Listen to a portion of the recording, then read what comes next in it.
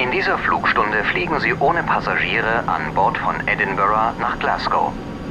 Das ist eine Strecke von nur 530 Meilen und eine gute Gelegenheit, Ihre Fähigkeiten bei der Steuerung des Bombardier CRJ700 zu testen. Während wir auf die Starterlaubnis warten, möchte ich Ihnen ein paar Dinge erläutern. Das Steuern eines Jets unterscheidet sich nicht wesentlich vom Fliegen mit einer kleinen Propellermaschine. Es gibt nur wenige grundsätzliche Unterschiede. Zunächst fällt Ihnen wahrscheinlich auf, dass das Instrumentenbrett verschieden ist. Anstelle der vielen runden mechanischen Instrumente sind lediglich ein paar große Computerbildschirme vorhanden. Die meisten der angezeigten Informationen sind dieselben, nur die Darstellung ist anders. World Travel 221, halten Sie bei Startbahn 6 rechts. Verkehr ist eine 747 im Endanflug. Wir halten bei 6 rechts, World Travel 221. Dieser Funkspruch war für ein anderes Luftfahrzeug bestimmt. Unser Rufzeichen ist Orbit 526. Ich kümmere mich bei diesem Flug um den Funk, sodass Sie nicht darauf achten müssen. Sie erhalten die Anweisungen direkt von mir. Die Anzeige auf der linken Seite ist die primäre Fluganzeige, auch PFD genannt. Auf der PFD sind mehrere Instrumente in einer Anzeige zusammengefasst. Der blau-braune Bereich in der Mitte der PFD ist ein Fluglageanzeiger. Das vertikale Band auf der linken Seite zeigt die Fluggeschwindigkeit an, während das rechte Band die Flughöhe angibt. Am unteren Rand befindet sich in der Mitte ein Kurslageanzeiger, auf dem der Steuerkurs angezeigt wird. Rechts daneben sehen Sie ein Variometer. Diese Art der Glasanzeigen erfordert einige Zeit der Eingewöhnung. Sobald Sie sich mit ihnen jedoch vertraut gemacht haben, werden Sie deren Nutzen rasch erkennen. Rechts neben der PFD befindet sich die Navigationsanzeige, auf der die Position des Flugzeugs relativ zu den Navigationshilfen und der geplanten Flugroute in der Vogelperspektive dargestellt wird. Sie können die Darstellung der Karte mit Hilfe der Format- und Bereichsknöpfe am linken Rand des Instrumentenbretts anpassen. Wenn Sie möchten, können Sie es direkt ausprobieren. Gut. Die dritte Anzeige ist das System zur Triebwerküberwachung und Benachrichtigung der Besatzung, kurz ICAS. Auf der Standardseite werden Triebwerkinformationen, die Position des Fahrwerks und der Klappen, die Treibstoffmenge sowie Warnhinweise angezeigt. Sie können einen Bildlauf durch die verschiedenen ICAS-Bildschirme durchführen, indem Sie am unteren Rand der Anzeige auf die nach oben bzw. nach unten weisenden Schaltflächen klicken. Auf jedem Bildschirm werden Informationen zu einem anderen Flugzeugsystem angezeigt. Sie übersteuern. Drücken Sie nicht so stark auf den Steuerknüppel. Verwenden Sie für diesen Flug die ICAS-Anzeige mit den Triebwerkinformationen. Die oberen Anzeigen sind mit N1 bezeichnet. Während des Flugs erhalten Sie von mir Empfehlungen für die Schubeinstellungen. Verwenden Sie den Leistungshebel am Joystick oder drücken Sie F2 und F3, um die N1-Anzeigen den Empfehlungen entsprechend anzupassen. Die Reihe mit Tasten und Knöpfen direkt unter der Windschutzscheibe ist die Modussteuerung für den Autopiloten. Auf diesem Flug wird der Autopilot nicht verwendet, sodass Sie diese Einstellungen ignorieren können. Ein wesentlicher Unterschied zwischen einem Jet und einem Flugzeug mit Kolbenmotor besteht darin, dass bei einem Jet die Triebwerke erst einige Zeit hochgefahren werden müssen. Dies hat zur Folge, dass es beim Erhöhen oder Verringern des Schubs einen Moment dauert, bis das Flugzeug reagiert. Aufgrund dieser Tatsache und der höheren Geschwindigkeit des Jets ist eine vorausschauende Flugweise erforderlich. World Travel 221, rollen Sie in Position und warten Sie. Rollen in Position und warten. World Travel 221. Genau wie Flugzeuge mit Kolbenmotor verfügen Jets über Klappen. Diese werden beim Starten und Landen verwendet, um Auftrieb und Luftwiderstand zu erhöhen. Fahren Sie die Klappen für den Start nun auf 20 Grad aus, indem Sie dreimal F7 drücken. Achten Sie auf die Klappenanzeige auf dem ICAS. Orbit 526, halten Sie bei Startbahn 6 rechts. Wir halten bei 6 rechts, Orbit 526. Folgen Sie der 737 vor uns, halten Sie jedoch bei der Startbahn. Lösen Sie die Bremsen durch Drücken der Punkttaste und erhöhen Sie etwas den Schub, damit das Flugzeug ins Rollen gerät.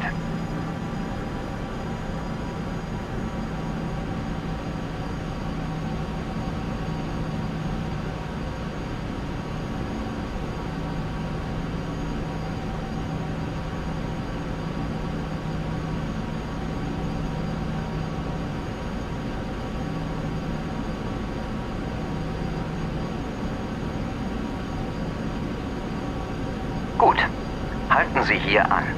Noch eine letzte Bemerkung. Während wir vor dem Abheben auf der Startbahn rollen, sage ich 4 Geschwindigkeiten an.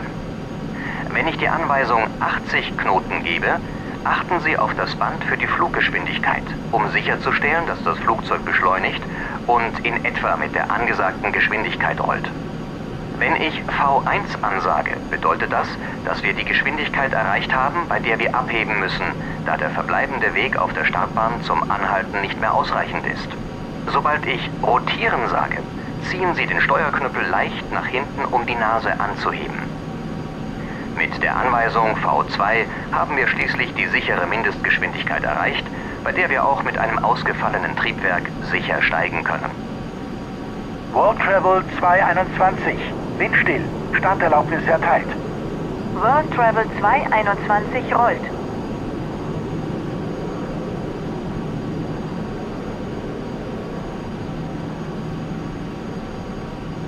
Orbit 526.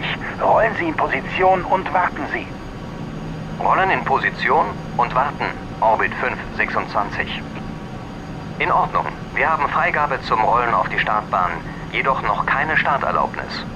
Rollen Sie vorwärts und schwenken Sie nach rechts auf die Startbahn. Halten Sie an, sobald Sie die Startbahn erreicht und das Flugzeug an der Mittellinie ausgerichtet haben.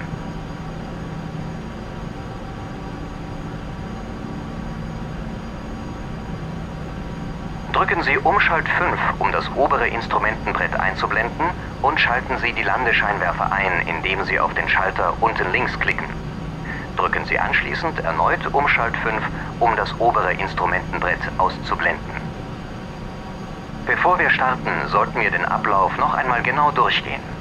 Sie steuern das Flugzeug, ich bediene den Funk.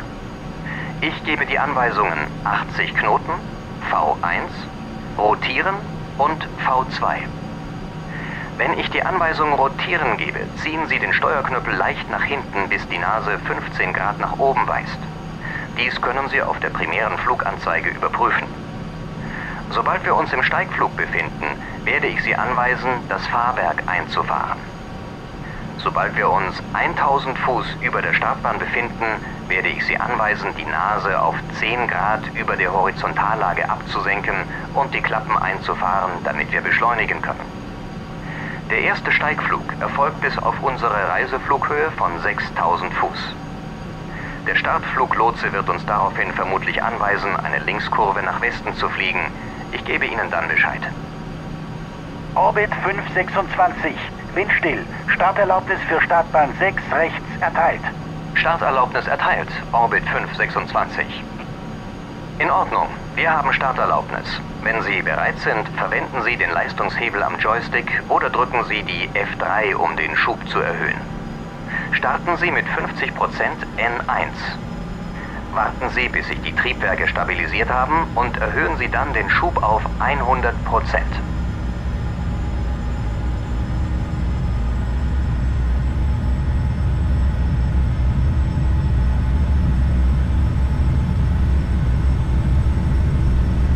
Knoten. V1. Rotieren. Heben Sie die Nase langsam auf 15 Grad nach oben. V2. Positive Steigrate. Fahrwerk einfahren. Drücken Sie G, um das Fahrwerk einzufahren. Orbit 526. Rufen Sie die Abflugkontrolle. Okay. Justieren Sie mit Hilfe des Steuerknüppels die Längsneigung so, dass die Nase auf der primären Fluganzeige 10 Grad nach oben weist und fahren Sie die Klappen ein. Verringern Sie den Schub auf ungefähr 80% N1, um die Geschwindigkeit unter 250 Knoten zu halten.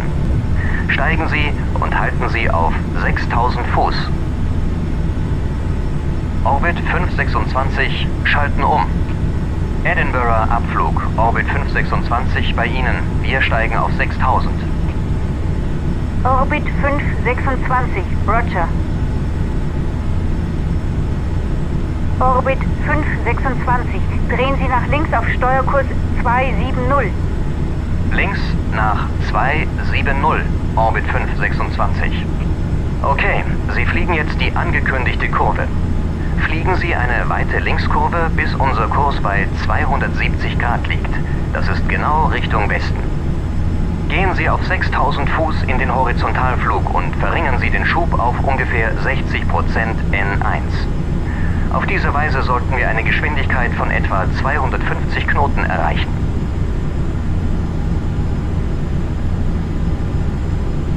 Gehen wir die Checkliste nach dem Start durch. Fahrwerk? Eingefahren. Die Reiseflughöhe für diesen kurzen Flug ist ziemlich gering. Fliegen Sie also nicht schneller als 250 Knoten und lassen Sie die Landescheinwerfer eingeschaltet. Das ist bei Flügen unter 10.000 Fuß die standardmäßige Vorgehensweise.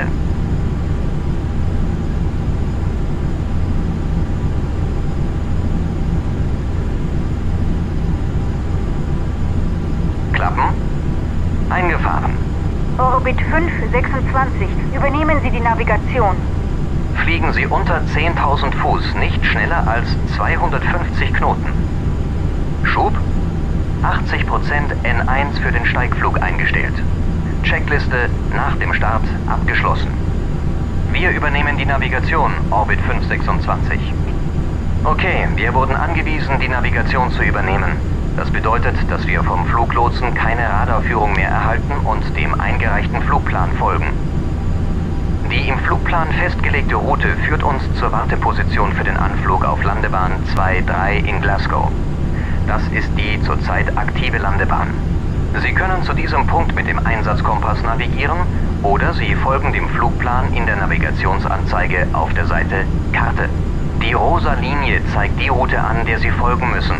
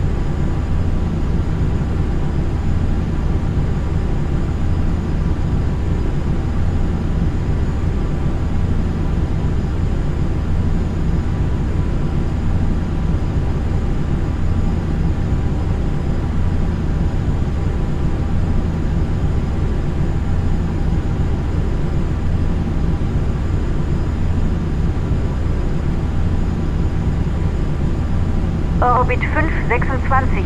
Rufen Sie die Anflugkontrolle in Glasgow unter 119,1. Orbit 526, schalten um. Danke. Glasgow Anflug, Orbit 526, bei Ihnen. Orbit 526, Anflug Glasgow, guten Morgen. Verringern Sie die Geschwindigkeit auf 210 Knoten. Erwarten Sie Radarführung für den Sichtanflug auf Landebahn 23 in Glasgow. Höhe Glasgow 2992. Verlangsamen auf 210 Knoten und erwarten Sichtkontakt mit Landebahn 23, Orbit 526. Reduzieren Sie den Schub auf 50% N1. Korrigieren Sie anschließend den Schub, um eine Geschwindigkeit von 210 Knoten zu halten. Aufgrund des günstigen Wetters wird uns der Fluglotse an der Landebahn ausrichten und Freigabe für einen Sichtanflug auf den Flughafen geben, sobald die Landebahn in Sicht ist. Orbit 526, sinken Sie und halten Sie 3000 Fuß. Sinken und halten 3000 Fuß, Orbit 526. In Ordnung. Wir haben Freigabe zum Sinken auf 3000 Fuß. Verringern Sie den Schub auf Leerlauf und sinken Sie, indem Sie den Steuerknüppel leicht nach vorne schieben. Senken Sie die Nase auf 7 Grad nach unten, um beim Sinken eine Geschwindigkeit von 210 Knoten zu halten.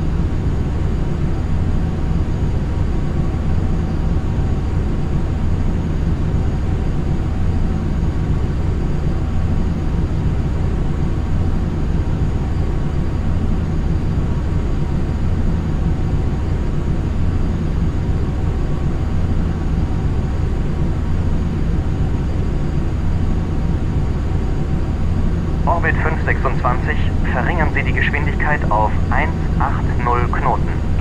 Verlangsamen auf 180, Orbit 526.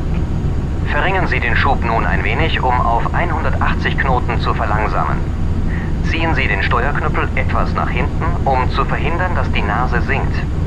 Halten Sie 3000 Fuß, während Sie verlangsamen. Okay, gehen Sie nun bei 3000 Fuß in den Horizontalflug und erhöhen Sie den Schub wieder auf 50% N1, um 210 Knoten zu halten.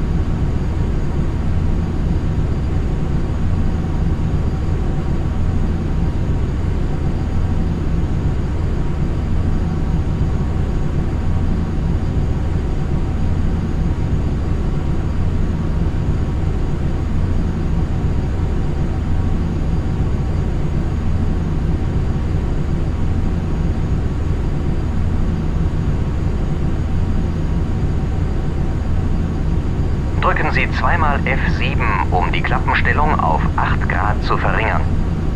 Durch die Klappen werden wir langsamer. Erhöhen Sie also den Schub auf 60% N1, um 180 Knoten zu halten. Orbit 526, fliegen Sie eine Linkskurve auf Steuerkurs 230. Radarführung für den Sichtanflug auf Landebahn 23. Melden Sie sich, sobald die Landebahn in Sicht ist. Links auf 230. Achten auf Sichtkontakt mit der Landebahn, Orbit 526. Also gut, drehen Sie nach links auf 230 Grad. Wenn wir uns dem neuen Steuerkurs nähern, sollte sich die Landebahn direkt vor uns befinden. Okay, ich sehe die Landebahn. Anflug Orbit 526 hat Sichtkontakt mit der Landebahn. Orbit 526, Freigabe für Sichtanflug auf Landebahn 23. Freigabe für Sichtanflug Orbit 526. Verringern Sie die Leistung auf Leerlauf und beginnen Sie mit dem Sinkflug in Richtung Landebahn. Drücken Sie G, um das Fahrwerk auszufahren. Fahren Sie außerdem die Klappen vollständig aus, während das Flugzeug verlangsamt. Drücken Sie dreimal F7. Bei einem so großen Flugzeug ist die Landegeschwindigkeit vom Gewicht abhängig. Bei unserem aktuellen Gewicht liegt die Endanflugsgeschwindigkeit bei 130 Knoten. Korrigieren Sie während des Sinkflugs in Richtung Landebahn den Schub, um eine Geschwindigkeit von 130 Knoten zu halten.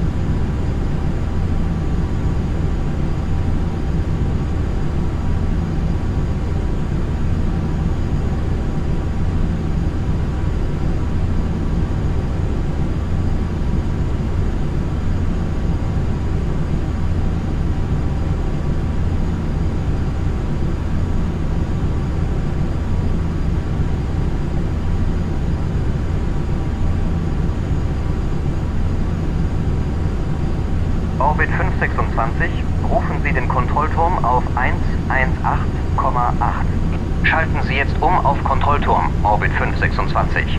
Danke. Glasgow Kontrollturm, Orbit 526. Bei Ihnen im Sichtanflug auf Landebahn 23. Orbit 526, Glasgow Kontrollturm. Sie sind an erster Stelle. Landeerlaubnis für Landebahn 23. Windstille. Landeerlaubnis erteilt, Orbit 526. Wir haben Landeerlaubnis. Gehen wir also die Checkliste vor der Landung durch. Diese ist ziemlich kurz. Fahrwerk? Ausgefahren. Klappen? Auf 45 Grad. Checkliste vor der Landung abgeschlossen. Setzen Sie den Sinkflug fort. Sobald sich das Flugzeug ungefähr 50 Fuß über der Landebahn befindet, verringern Sie den Schub. Ziehen Sie den Steuerknüppel leicht nach hinten, um mit den Haupträdern zuerst aufzusetzen. Senken Sie dann langsam die Nase.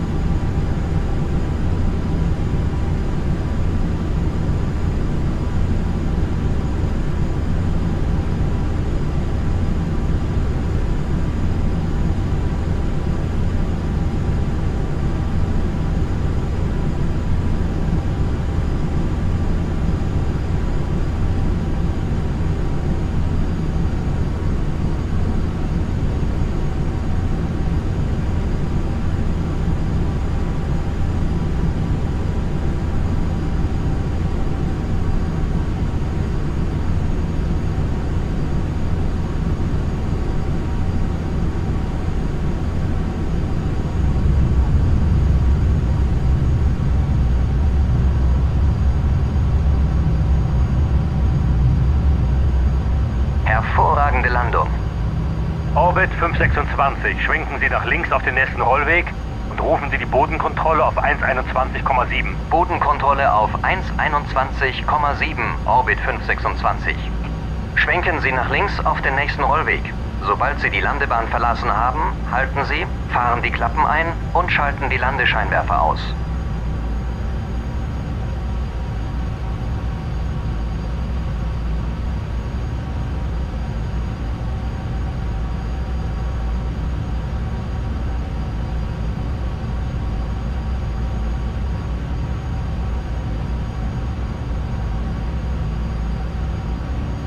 Glasgow Bodenkontrolle. Orbit 526 hat Landebahn 23 verlassen.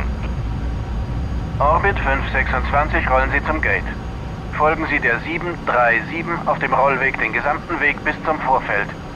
Wir folgen der 37, Orbit 526. Okay, folgen Sie einfach der 737 auf dem Rollweg. Die 737 ist auf dem Weg zum selben Vorfeld, allerdings zu einem anderen Gate.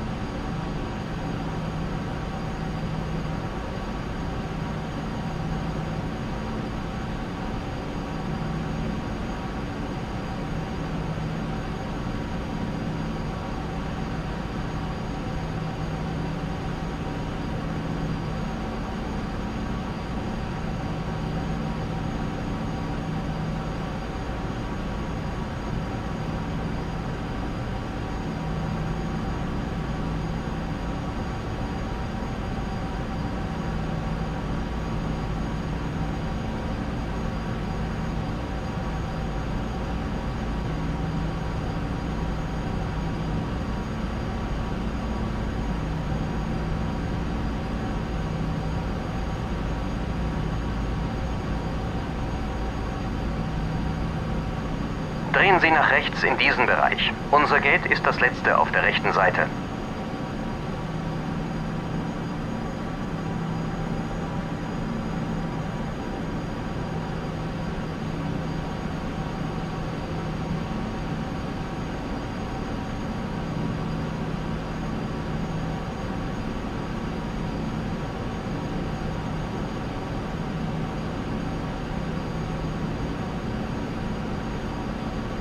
Dort am Ende ist unser Gate.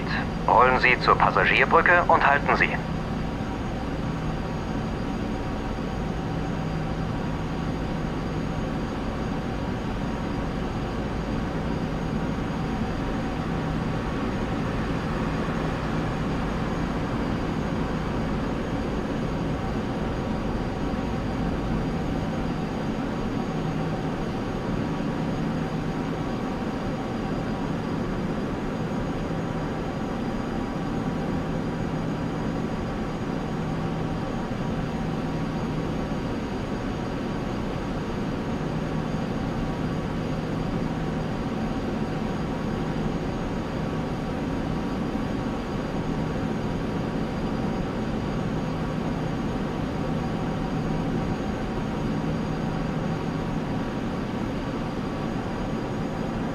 Halten Sie hier. Ausgezeichnet.